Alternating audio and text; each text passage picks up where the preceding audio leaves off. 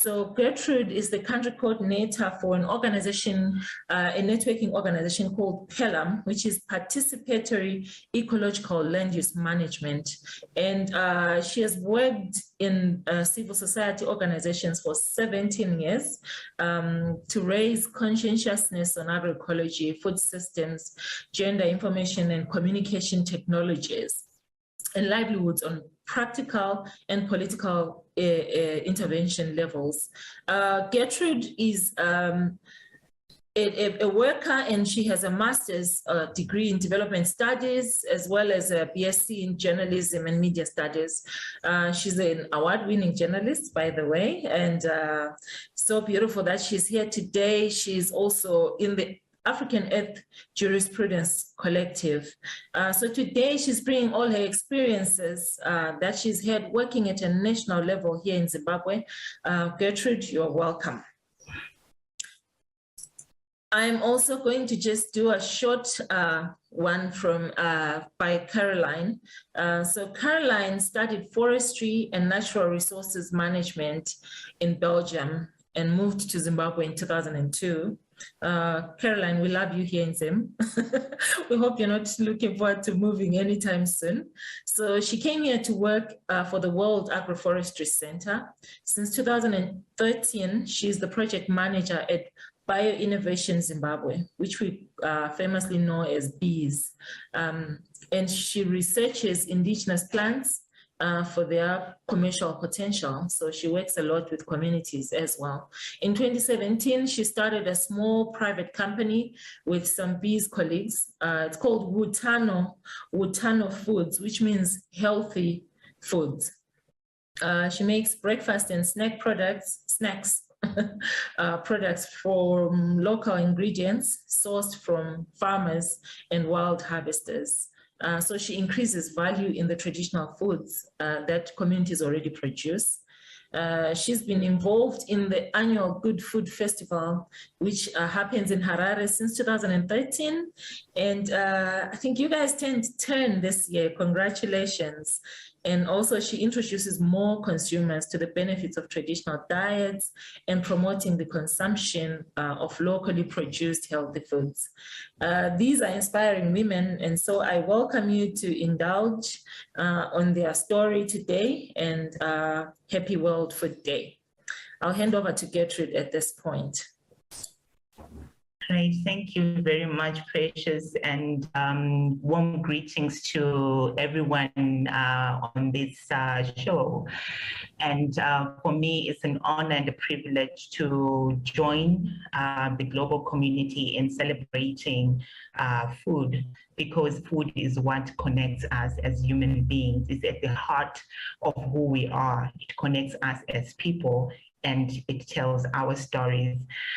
Precious introduced me as coming from the Participatory Ecological Land Use Management Zimbabwe. It's a network organization comprising of civil society organizations that are promoting agroecology. So I'll just briefly share the work of PELAM Zimbabwe, allow Caroline to also tell the story of Bioinnovation Zimbabwe and how we came to be in partnership towards something that's much bigger than our individual organization.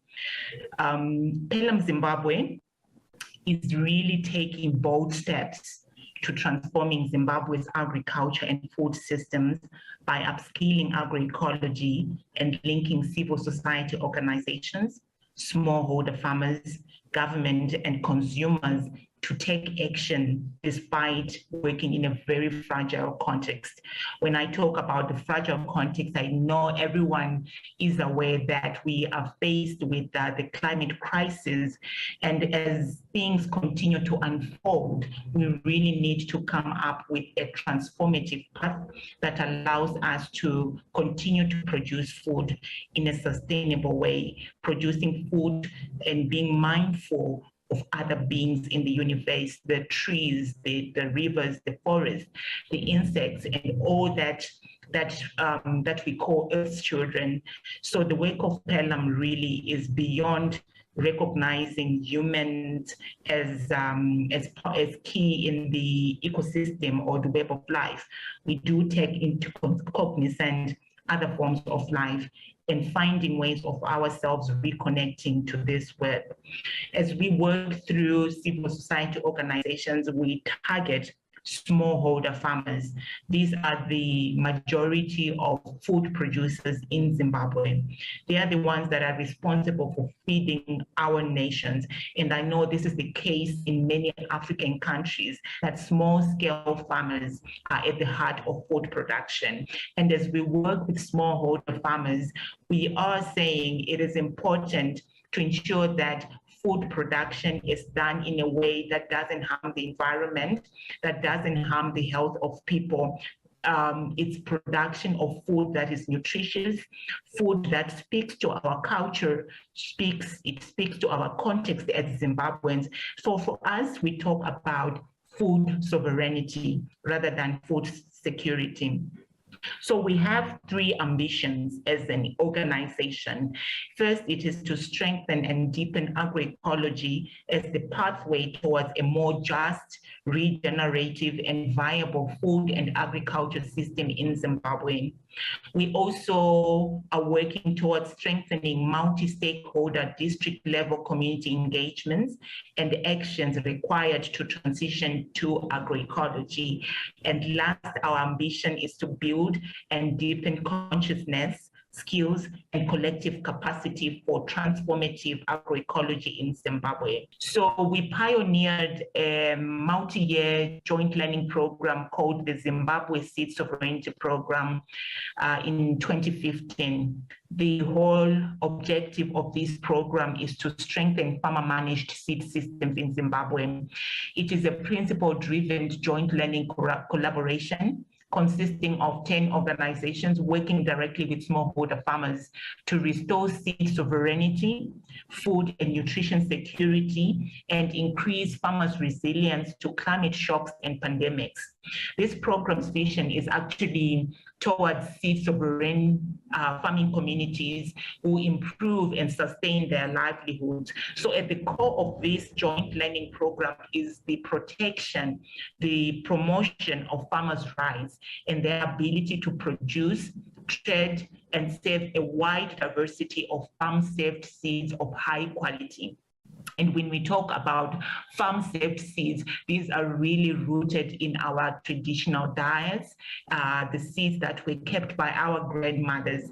You see how this is connected to our collaboration with BIZ as we co-coordinate the food festival. The other program that Pelham is facilitating is a joint learning program around landscape regeneration. This again is a multi-year principle-driven program that was piloted in 2020, and it seeks to regenerate landscapes for prosperity, resilience, and harmony by combining traditional ecological knowledge with a new technique around holistic plant grazing. It's targeting 5 communities, 5 districts in Zimbabwe and 1 community in Tharaka, Kenya. Through community-to-community exchange visits, convergence, trainings in traditional ecological knowledge and holistic plant grazing and documentation, we seek to create a network of communities that are reconnecting themselves in their landscapes and increasingly practicing plant grazing with their livestock to regenerate depleted landscapes with depleted landscapes. We feel that it's important when we talk about food, we really need to understand that the beginning of conversations around food is healthy soils. So for us as Pelham, the network, our emphasis is on ensuring that we have healthy soils and we strengthen farmers' capacities to regenerate the soils so that when the food is produced, we are producing healthy food that is able to sustain our bodies, but at the same time, we revive the ecosystem and ensure that other beings in the universe also survive well. Then last, we have a joint learning program around agroecology markets. We realized that there was a lot of conversation around food production as we were seeking a transitioning towards agroecology. Much emphasis was put on food production. Much emphasis was being put on technical skills, but very little conversations were happening around markets, transforming markets. And we pioneered this joint learning program again in partnership with the Knowledge Transfer Africa. And the real objective of this joint learning program is to transform how markets are viewed and supported by various stakeholders in Zimbabwe. We are thinking more around markets that are controlled by smallholder farmers. In other contexts, they are called territorial markets. In other instances, they are called local markets. So these are the markets that we really want to promote. And they provide an alternative food source for the majority of citizens in Zimbabwe, both rural and urban. So for us, markets are key in finding ways of linking the urban and the rural. We also want to stimulate and promote supply and demand of agroecology products and contribute to Zimbabwe's food and nutrition security, and which would ultimately lead to food sovereignty. And last, we also want to support agroecology farmers and value chain actors to expand market shares, resolve bottlenecks, and document learning. So in a nutshell, our work is bringing different ways of thinking, mechanisms on possible pathways that Zimbabweans and other communities within Africa and beyond say, how do we transition towards a just and more progressive way of living in harmony with nature. And for us, it's really thinking about the economy, is thinking about the ecology, and is thinking about the people. So in all the work that we're doing around food, as we celebrate food, we are also celebrating life. We are celebrating the soils that help us to produce healthy food. We are celebrating the farmers who hold the knowledge around food. We are celebrating the practices and the rituals that are done in Africa that have held the production of healthy food. We are also celebrating the bigger web of life. So let me stop there and pass it on to my colleague Caroline, who will say a little bit also about the Bio-Innovation Zimbabwe. Over to you, Caroline. So at Bio-Innovation Zimbabwe, we work with local indigenous plants, plants that are found in the wild, in forests. And then we also work with cultivated crops. So why are local plants relevant and important to Zimbabwe? We have nearly 6,000 different plant species in Zimbabwe, and about 1/5 of those plants actually have commercial potential, but only 1% or even less than 1% of these local plants are currently being commercially exploited. In Zimbabwe, we have 16 million people, and more than half of these people live in rural areas. And of the people living in rural areas, 60 to 70% of these people are considered poor or even extremely poor. And these very poor people also live in the driest areas of Zimbabwe, where agriculture is severely constrained, due to limited and erratic rainfall. And these areas, they occupy 62% of the country's available land. And in these areas, poverty rates exceed even 80%. When you go to the rural areas in Zimbabwe, this is probably the typical image of a rural area in Zimbabwe. You can see, the farm, the homesteads, it all looks, very dry. But I hope you can also see, the enormous baobab tree in the picture, and that's exactly, in these very poor dryland areas, there are a wide range of indigenous plants, And these plants, they do survive the regular droughts that affect, our areas here. And historically, people have always relied on these indigenous plants for their health and well-being. It's only in the last sort of 5-6 generations that productive patterns have shifted. There are so very many benefits to local plants. They offer an income generating option in areas where literally, there are no other income generating options. They are very suitable for, your poorer producers, your elderly women, the mothers with school going children, the poor people with very little land. They are very often wild harvested, so they are accessible to most people. They can give an off-farm income generation. Even if people have sufficient land to grow crops, we have very many bad rainy seasons, so they can give off-farm income generation for those bad seasons, because these plants, we call them non-timber forest products often, that's the NTFP. They're more resilient, or they're resilient to the effects of climate change. So when your crops fail, your baobab trees and your marilla trees, they will still fruit. But not only do they offer income generation and solutions during bad rainy seasons, but even during better rainy seasons, they will offer additional income generation during the off season, because very often, these plants, the parts and the products that you get from them, you get them at different times from your conventional crops. And what we've also noticed at BioInnovation Zimbabwe is that when you give these natural resources an economic value, it also protects them, because it encourages local communities to conserve their natural resources. And obviously also they add such important diversity to the food basket. So the question then is, why aren't all smallholder farmers collecting and producing these local plants? Why do we still see so many of these miserable looking fields with completely failed maize crop? And why don't we see more of women coming back from a day in the forest, carrying bags and buckets full of local fruits?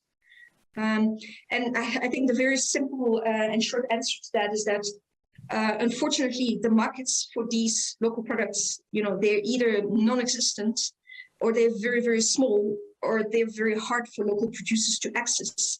And that is mostly because consumers have been brainwashed into thinking that these indigenous plants and the products that come from these indigenous plants are somehow inferior to the exotic plants, that were introduced from somewhere else.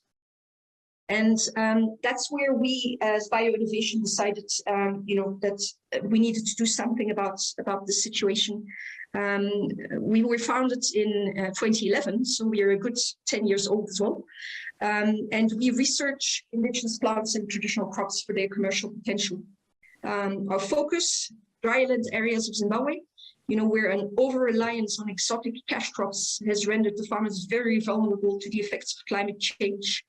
Our goal, develop market opportunities for indigenous plants that allow households to diversify their production base and strengthen their resilience. Most of the plants we work with are fruit plants, but we also work with plants, with other applications, medicinal, cosmetic, sometimes even just ornamental applications. These are the 4 broad areas that we work in. We basically, when you look at it, we intervene where needed at all levels of the value chain, basically. From production through processing. We also work a lot with private sector, and then we also, of course, work with consumers at the end of the value chain. Do a lot of resource assessments, helping farmers to identify the species that have the most commercial potential. We work around domestication, propagation, sustainable harvesting. Sometimes where markets require, we also help communities with certification, like your organic certification or your Fair Wild certification or your Global GAP certification. With private sector, we work a lot around product development and also markets, sort of trying to understand the markets. And then, and we're going to talk about that a little bit more with Gertrude just now. We also work a lot around consumer awareness raising, because obviously, you know, when you have crops and you have products, you still that your consumers also need to be aware that these things exist, and what, you know, how incredible these products are, not only delicious but also with many benefits. And we actually also really working towards changing the negative perception that very many people, even though it has, you know, in the last 10 years, it has really changed already, but the very negative perception that many people still have around local indigenous traditional foods, you know, they still very often associate them with poverty or, you know, with being uncool.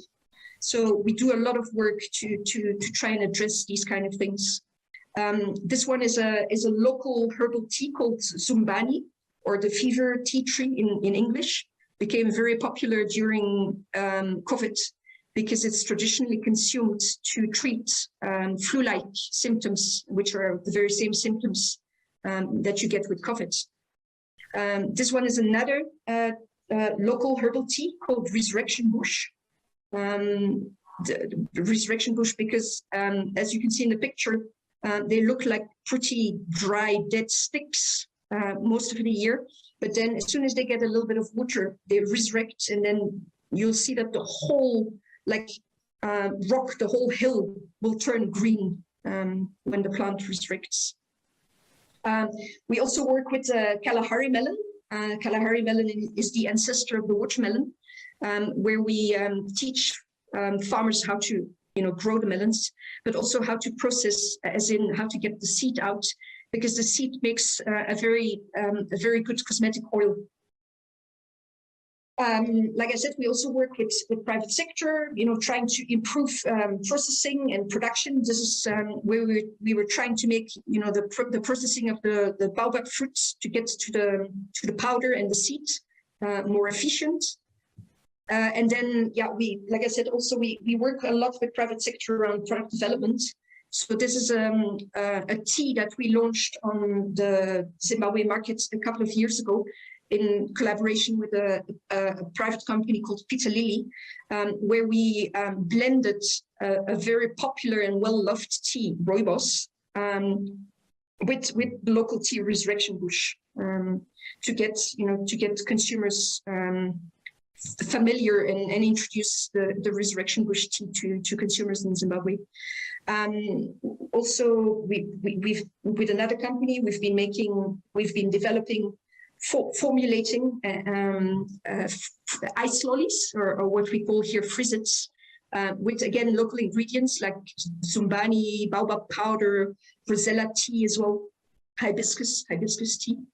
A local nut, just, you know, nicely packaged, makes all of a sudden makes it like a very interesting and exotic product, but it's a 100% local nut. And then this is a porridge we developed with a company that has sorghum, groundnuts, and baobab powder in it. Instant porridge, very nice.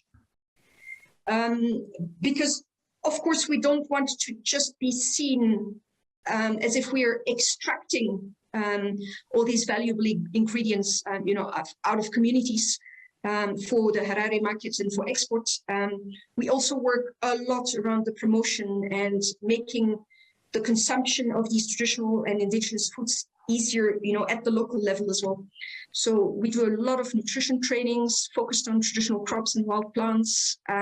We teach people about balanced diets, but where we talk about readily available local foods, you know, to form like healthy plates, things like that. Our trainings are very practical. You know, we share recipes, we do cooking demos, or we prepare lunch all together, you know, that we will then enjoy after a training. We do a lot of like collection of local recipes as well, and writing booklets, you know, to make sure that all of that sort of traditional local knowledge doesn't get lost. And we also, you know, organize annual district food fairs where we try and bring some fun by having cooking competitions between farmers. Because these a lot of these traditional crops are also not that easy to process and to cook, and so as a result often have quality issues. We also work a lot around trying to address these issues, like with local manufacturing companies, engineering companies. We've designed small grains threshers. In the picture you see it's a bambara nut or a round nut sheller. We've looked at trying to identify among all the varieties in small grains, the ones that cook faster. We've looked at techniques also to make these small grains cook faster. We've introduced easy, fuel-efficient cooking solutions, like, for example, hot box cookers in communities, which is basically a box where you first cook your beans on the stove, and then after like maybe a few minutes, you then place the pot in the box, and it's a very insulated box, with grass and banana leaves and things like that. And so the beans continue cooking and then also remain hot while in the box. And what is also very, very important to us, again, talking to why, we find it very, very important that we, besides growing national economies and looking at exports, we also, grow locally, very hyper local economies, and that, that the ingredients and the foods that we try and promote outside communities, that they are also very much consumed within communities. And that's also why, with the private partners that buy ingredients from our communities, we also always look at mechanisms to help keep these nutritious foods within the communities, once they've been value added. So for example, we'll make sure that a private company that buys a small grain like sorghum to produce a porridge in Harare, that they also supply the local retailers back in the communities with that porridge, or that they, for example, pay the farmers partly or additionally, as a commission in porridge. Or we get them to do a bit of like corporate social responsibility, where, for example, they will donate some of the porridge to a school feeding program or something like that.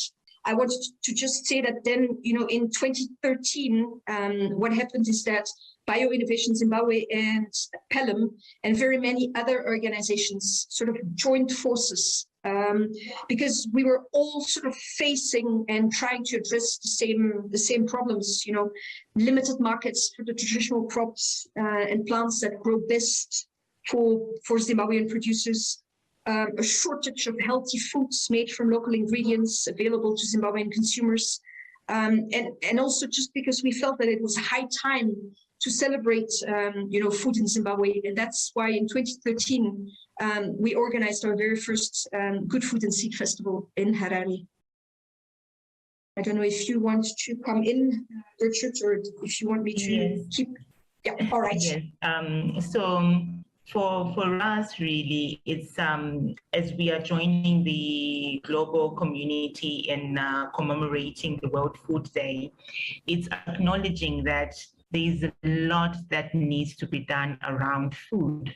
It's the work at the practical level and the work at the political level. It's about systems transformation.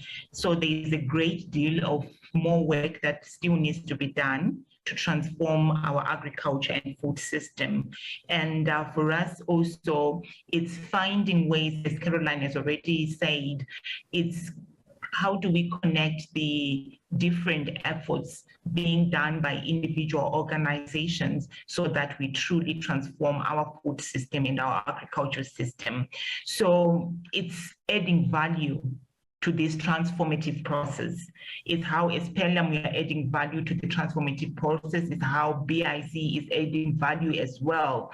So each individual organization is bringing their expertise, and this expertise is what helps us to then deepen the work at grassroots level where the production is happening, value addition is happening, but also build a stronger voice that is able to influence policies that help us to create a conducive environment where farmers' rights are protected, where the right to food is protected, where really we are honoring the rights of Mother Nature. So perhaps, Caroline, you want to say something about how we came together to hold this this event called the Food and Seed Festival at national level, really bringing the different works that individual organizations are doing, and then creating something much bigger than individual organization could hold. Exactly, and that's basically since 2013 what we've been trying to do. And literally, I mean, except for the 2020, the COVID year, when we weren't able to do a physical event, but since 2013, we've had an annual Good Food and Seed Festival at first it started just in Harare, and then, then we started also having mini festivals in the districts, and I'm sure Gertrude will say something about that just now. But so the idea was we wanted to increase the cultivation and the consumption of nutritious, traditional, and organically grown foods, and we wanted to do that. We wanted to do this in a fun way, because very often when people talk about foods, it's we always look at everything that goes wrong, and we didn't want to talk about anything. We didn't want to talk about anything negative. We wanted to celebrate. We wanted a festival. We've had thousands of visitors, and since 2020, since the COVID year, we even have a virtual component to our festival. So it means we're reaching tens of thousands of people every year now with our festival. Maybe I can just say, just before I then give back to you, Richard, to maybe talk about the mini festivals. I just wanted to say that in 2020 we also launched a new website. We already had a website, but we gave it a really nice update in 2020. It's www.naturallyzimbabwean.com, and you should really have a look at it. It carries the festival messages. It's got the booklets that we publish every year. You can access them on the website as well. It's got lots of recipes, farmer stories. And I think it's a way to be present throughout the year as well.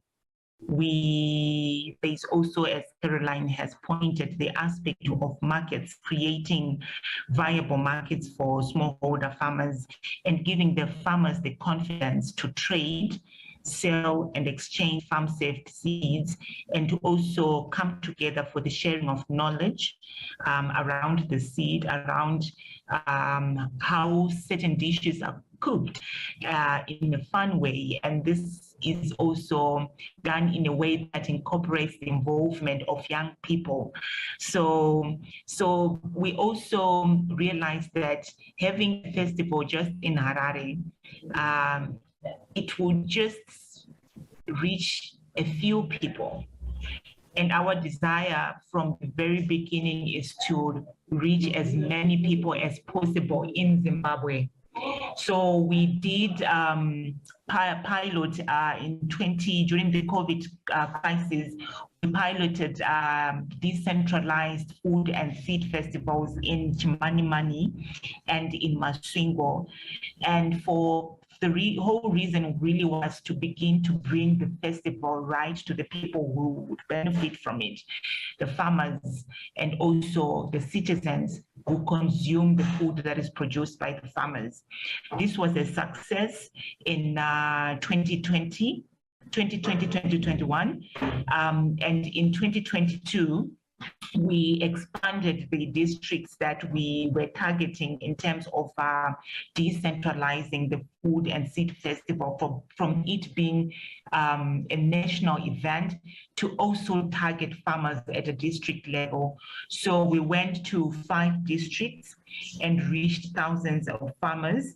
It's cheaper, it's more efficient, it's also geographically appropriate because the kinds of foods and seeds that farmers exchange, that farmers cook at those particular districts speak to their context, speak to their cultures, and also speak to their environment.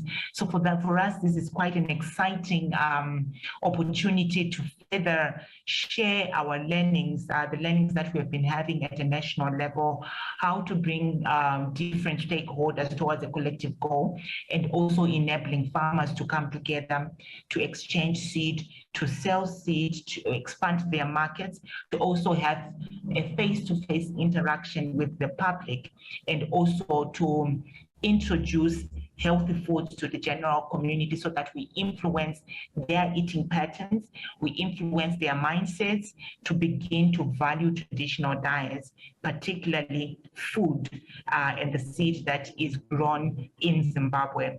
You know, just 3 weeks ago, we then had the Harare, the National Good Food and Seed Festival over 2 days. So the first day, and I'm going to pass it immediately back to you, Gertrude, the first day, which was the National Seed Fair Day on the 23rd of September, also saw the launch of 2 important campaigns in Zimbabwe. And I wanted you to quickly say something about that, Gertrude.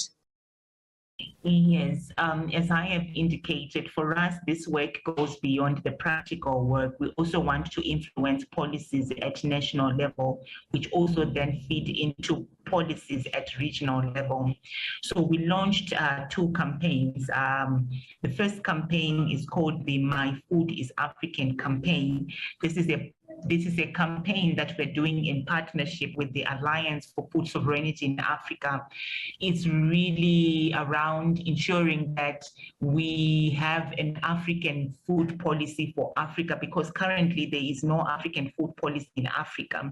And it's a campaign that is intended to mobilize citizens towards a healthy diet and eating nutritious, culturally appropriate foods. So the campaign was first launched in Zimbabwe, and it is being piloted in 10 African countries. And the whole idea is to work closely with the African Union towards the development of an African food policy. We also piloted another campaign towards farmers' rights. This was done in partnership with the Seed and Knowledge Initiative that's working in 4 Southern African countries: South Africa, Zimbabwe, Malawi, and Zambia. And the campaign is really saying our seeds, our life, our heritage. And it's recognizing that farmers are the custodians of seed, and they should be given the right to grow these traditional seeds, to save them, to exchange them, and to enhance them. The farmers are the holders of wisdom in terms of plant breeding. The notion that only technical plant breeders understand about breeding is all wrong, because farmers have been breeding different types of seeds, and this is happening within the auspices of farmer-managed seed systems. So our advocacy is towards strengthening of farmer-managed seed systems so that farmers are supported in doing what they have been doing for thousands of years. That is protecting our plant genetic resources for food and agriculture, but also whilst they are doing this, they're taking care of the environment. So these campaigns are very important to us. We will be running with the My Food is African campaign for the next 4 years, because we understand that transforming mindsets towards people accepting that my food is African, it is going to take time. It's about decolonizing the mind. It's about changing attitude and perceptions towards African food. And it's about reconnecting Africans, and particularly Zimbabweans, to the foods that are culturally grown in their communities, the foods that support their cultures. This is very much linked to tradition, to culture, to rituals, to protection of sacred natural sites and territories, to the creation of spaces that are sacred in our communities. So for us, the African cosmology is at the heart of the My Food is African. And I'm really excited that we launched this, and it was supported by the Food and Nutrition Council, the government wing that is responsible for food and nutrition in the country. So over the next 4 years, we'll be running with the My Food is African campaign, and also a campaign towards promoting farmers' rights. Over to you, Caroline. Thanks, Gertrude. I think I just wanted to finish by showing you a few pictures also of the following date and the festival data that was now open to the general public.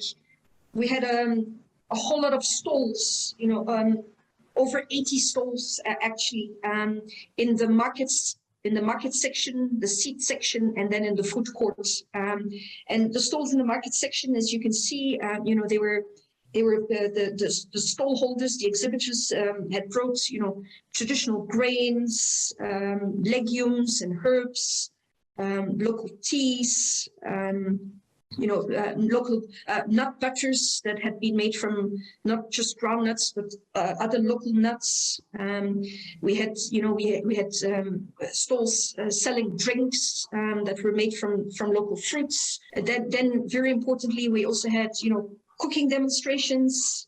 How to prepare dishes, and not just your traditional dishes, but also dishes that were using traditional ingredients, but in a modern way.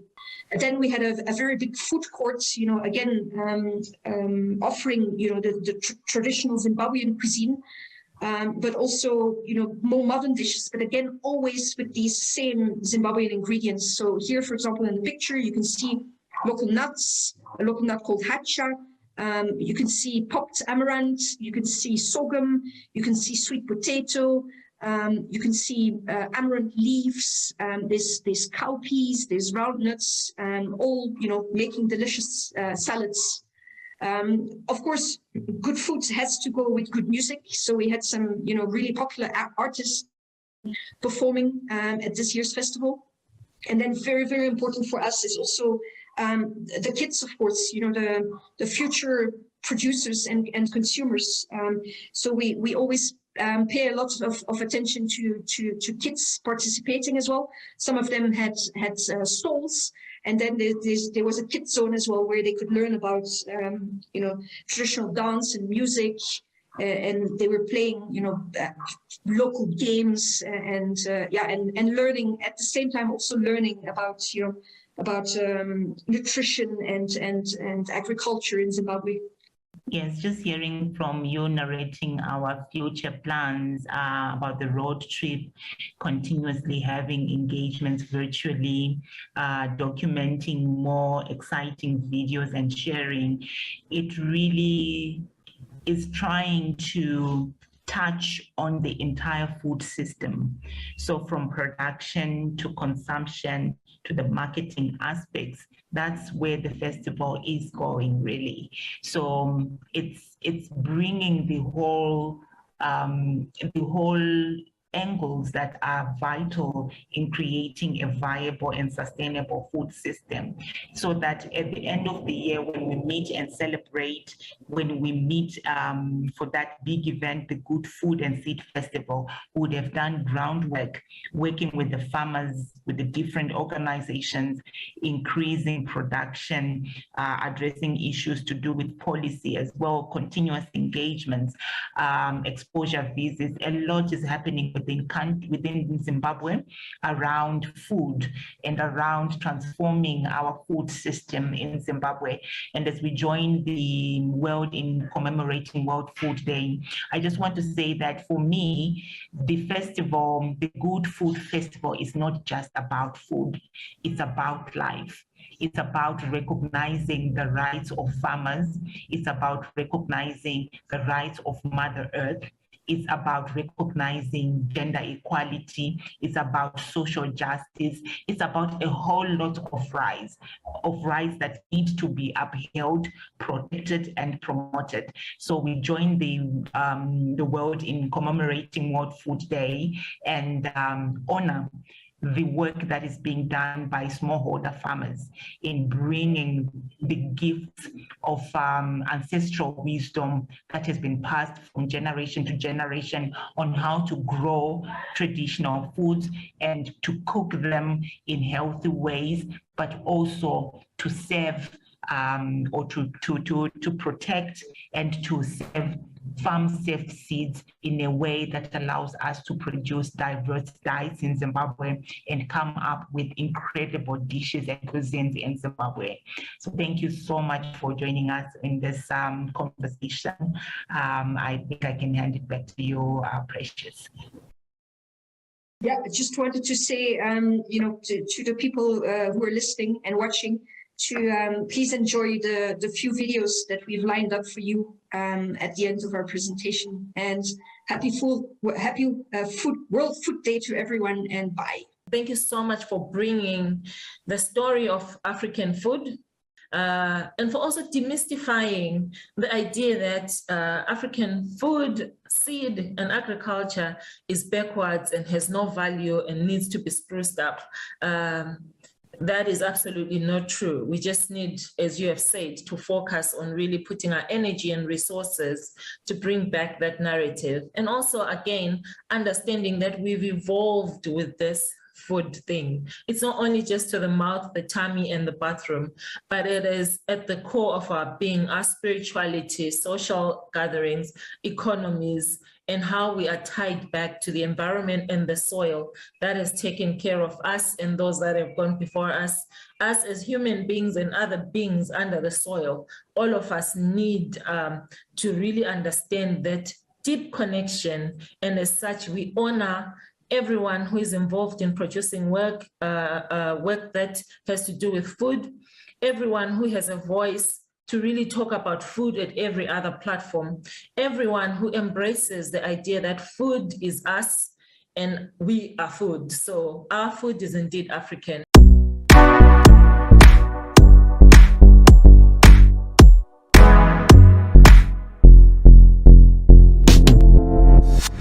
Well, I can't believe it, but it's 10 years, so happy 10th anniversary to the Good Food Festival. I cannot believe it's 10 years. Hi, my name is Vera. I'm here at the Kids Zone, and happy 10-year anniversary to the Good Food Festival. Mwah! I want to say happy 10-year anniversary to my favorite festival in Zimbabwe. That's the Good Food Festival. Now we want to call it the Good Food and Good Music Festival. Shout out to Good Food Festival. We hope and wish for more and more years of this festival. Well done, congratulations, and here's to another 20 more. Happy 10th year anniversary! Woo!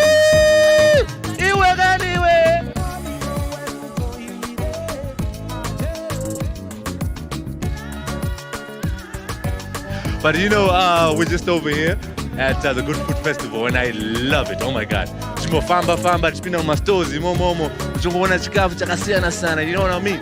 And my favorite part was the salad part. You guys, it's amazing. It's amazing, and you can see the vibes. You can see everyone is just chilling, cooking demos.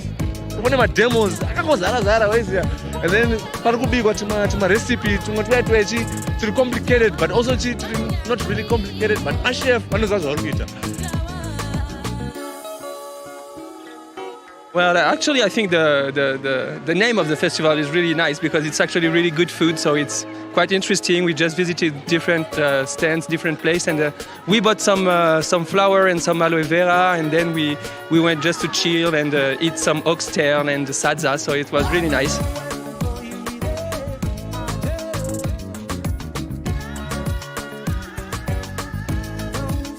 There's such a vibe at the Good Food Festival. Everyone should be here. If you're not here, ameno. Asibo hapo, murukuruzinda.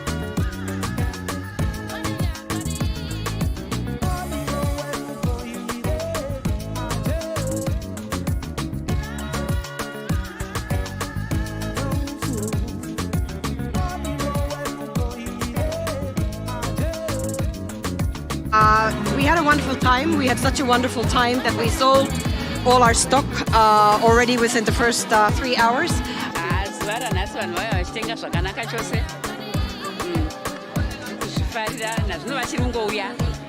It's been amazing. 10 years of excellence, 10 years of great music, 10 years of having amazing artists of different genres, different feeling, and bringing this to the food that we have in Zimbabwe.